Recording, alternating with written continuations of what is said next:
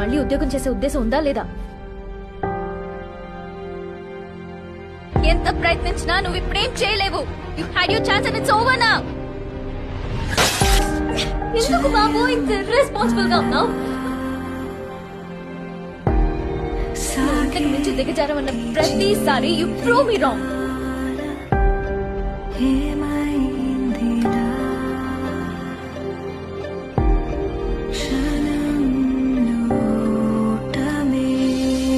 నీకు ఇష్టమైన పనిరా. కోచ్ కాదు సార్, ప్లేయర్. ఏం చేయమని చేస్తాను సార్, కానీ మళ్ళీ తలదించుకో.